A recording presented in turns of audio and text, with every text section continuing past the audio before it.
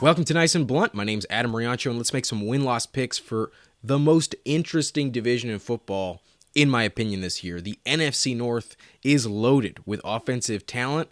It's up for grabs. Every team is good, even the Vikings, with the Darnold-J.J. McCarthy combo. But we're going to start with the reigning division champs, the Detroit Lions, and they have a very interesting schedule. I think they're going to start off red hot. They get week 1 Sunday Night Football versus the Rams, and I think they take it home. I think they win against Matthew Stafford, just like they did in the playoffs. But week 2, they get Tampa Bay. I think they'll handle Baker Mayfield pretty easily. Without their former offensive coordinator, I think the offense for the Bucs will struggle to keep up with the Lions. But in week 3, they get Arizona on the road. I think that's a pretty easy win. I don't know if Marvin Harrison Jr. is going to be fully acclimated to the NFL just yet. So 3 straight wins. And then in week 4 on Monday Night Football versus Seattle, a team they lost to in overtime last year, they stay undefeated heading into the week 5 bye. Then they get Dallas on the road. The Cowboys are always tough to beat in Dallas especially, but I think they win. I think they're the far better team. Dallas is not as good as they were last year in my view, and the Lions should roll, stay undefeated. Then they go on the road at Minnesota.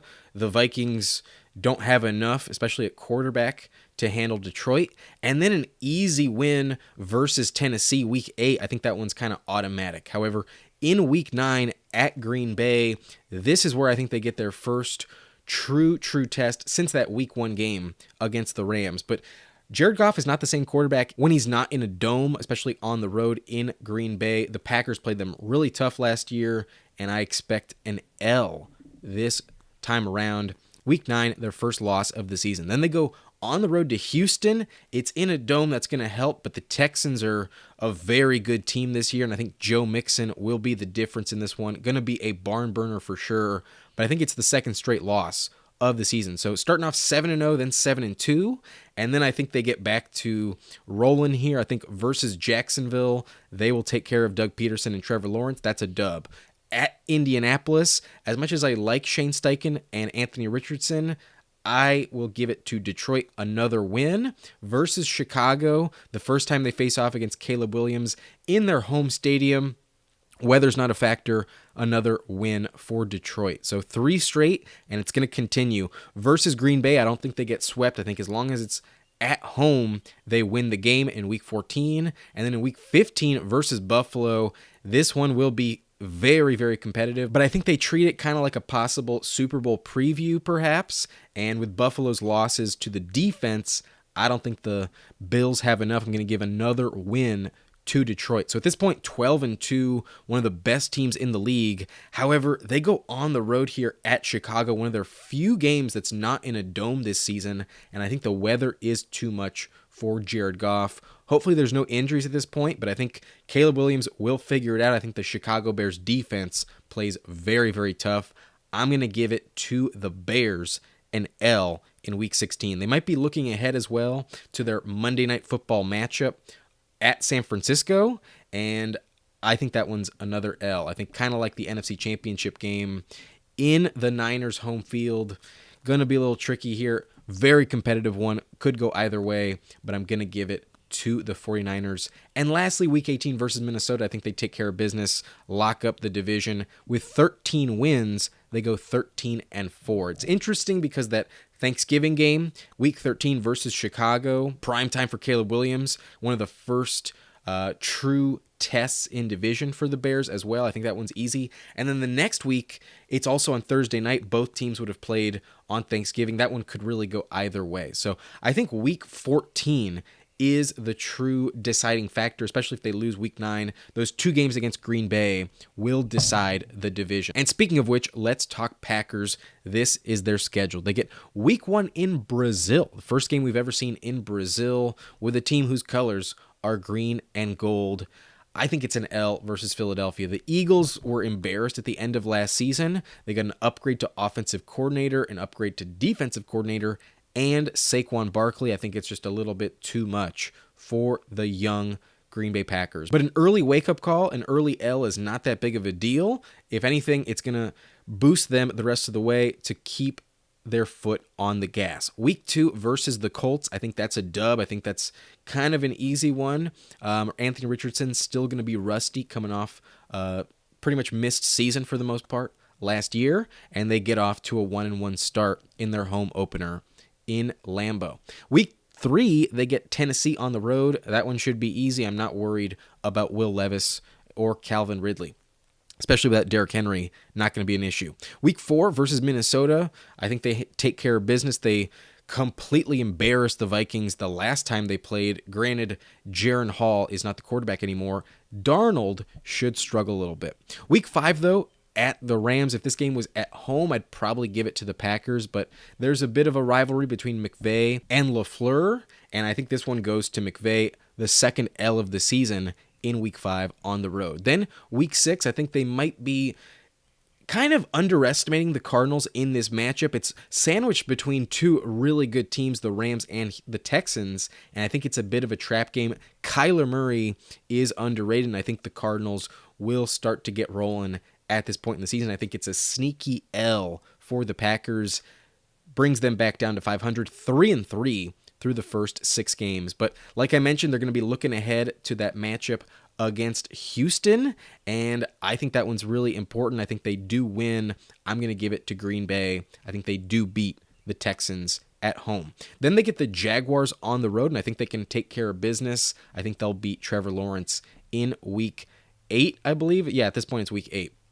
Then they get Detroit at home right before the bye, and I think they beat them. I think kind of like the last time we saw those two teams play, it was very, very competitive, and the Packers showed up to perform. I think they won't take this one lightly at home. I think they win in Week 9. Then heading into Week 10, they get a bye, followed by a road game at the Chicago Bears, and this will be interesting. The Caleb Williams experiment might work out. I think long-term, the Bears will inevitably beat the Packers, but historically speaking, Green Bay owns Chicago, and that's going to continue. I think I see a dub for Green Bay on the road at Chicago, Week 11.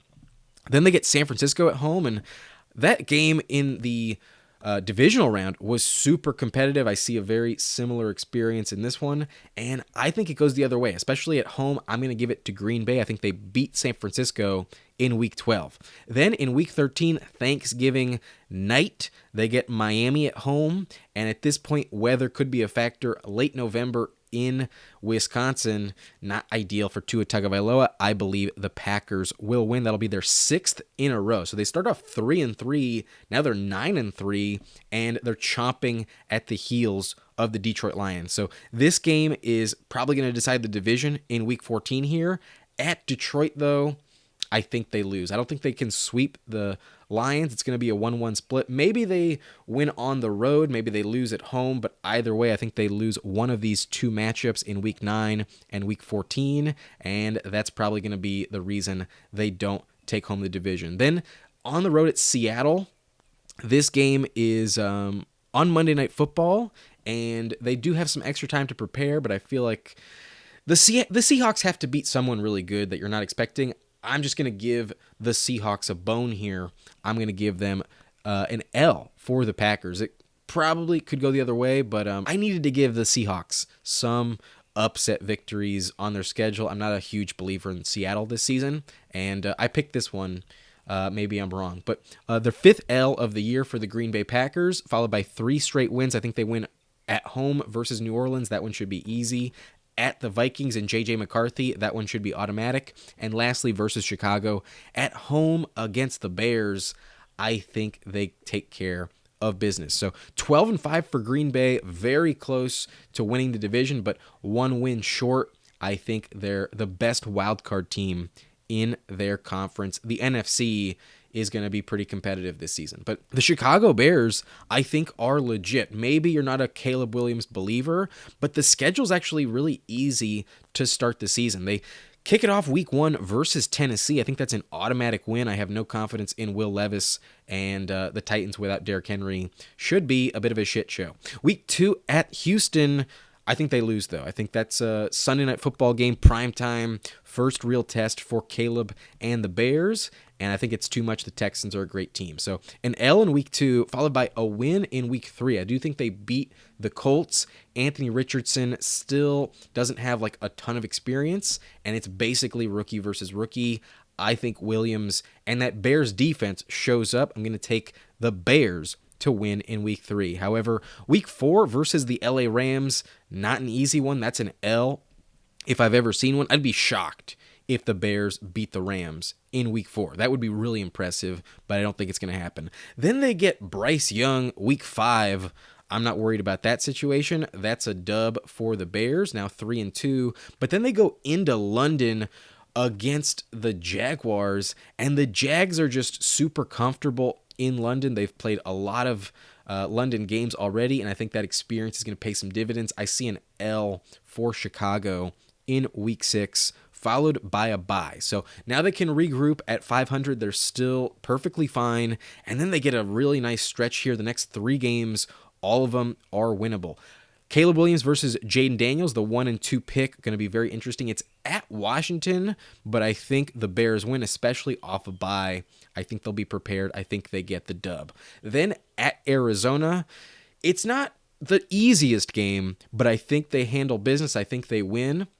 And that's 2 in a row. Now they're 5-3. Then versus New England at home, that one should be probably the easiest win on the season, if not that Carolina victory. This is a break. This is some really nice, easy games to start off the season. We're in week 10, and we have yet to have a divisional game. So they're all backloaded. They can get their chemistry right before they have to face off against the division, and they do catch some breaks. At this point, they are 6-3 against Green Bay in week 11. I think they lose, though. I think the Packers definitely win, followed by a home game against the Vikings. I think they can win that one. I think they're going to handle the J.J. McCarthy, possibly Darnold. Maybe this is like the last game that Darnold plays, but I wouldn't be shocked if McCarthy is the quarterback at that point. So that one should be fine, should be easy, but the Vikings are always a tough out. And then they get 3 very difficult games here. At Detroit, that's an L. I don't think they're ready to beat Detroit just yet. At San Francisco, the reigning NFC champions, that's not going to work out. That's another L. And then at Minnesota, while the first game was probably an easy win at home, this one on the road is going to be more difficult, and I'm not convinced that they sweep the Vikings. This one could go either way, but I'm going to give it to Minnesota. I'm going to give the Bears their 3rd straight L, and now they are 7-7, back to 500, on the cusp of the playoff bubble. They could be the last team in or the first team out, but they got to finish strong. They get a home game against Detroit. I think they win. I think kind of like last season, they play the Lions super tough, and the fact that the weather's going to be a factor for Jared Goff, I think that's going to be the difference. Give me Caleb Williams in week 16 to beat the Lions. Then they get week 17. They're going to be really confident coming off that win. I think they beat the Seattle Seahawks pretty comfortably. And then lastly, week 18, a big test at Green Bay. I don't think it works out. I think they get swept by the Packers this year. So a 9-8 record for Chicago. Very competitive, very interesting. And I think they're going to be competing for a wild card spot. There's no way they win the division, but the NFC is not like elite. You can definitely get that 7 seed with just 9 wins. So they're going to be in contention. I think that game against Washington and Arizona could be tiebreakers. I think the Commanders and the Cardinals are going to be hovering around 9-8 as well, 8-9. Whoever wins the head-to-head matchups will win. If they win both of them, they could be the 7 seed. We'll see. I'll give you my other win-loss picks over the course of the next few weeks. But lastly, I don't want to forget about the Vikings. I just don't think there's a chance they win this division. I think because of their quarterback situation, they are going to be the 4th place team in this division. But Darnold will be the starter at the beginning of the year. That's how I see it. I just don't think J.J. McCarthy, barely 21 years old when the season kicks off, is going to be ready for the NFL. He just didn't get that much exposure at Michigan, and Darnold is in a kind of Baker Mayfield type of situation, that $10 million contract. He's motivated. He wants to prove himself, and he was a backup last year. I think he starts off the year as the starter. So Darnold will keep them somewhat viable here, especially at the Giants. that one should be fine. I'm giving it to the Vikings in week 1. But then 3 games here that are brutal versus San Francisco, versus Houston, at Green Bay. I think there's no chance they win any of those 3 games. If they do, I would be shocked to be very impressed. I think it's 3 straight L's for the Vikings, weeks 2, 3, and 4. But then in week 5, they go to London to face off against the Jets, and it's a revenge game for Sam Darnold. I think he'll still be the quarterback, and I think this one is going to the Vikings. Those London games are hard to predict, and I feel like the Jets have a kind of difficult schedule early on. They play a lot of games with like short amount of rest. To have to travel to London, I think it's upset.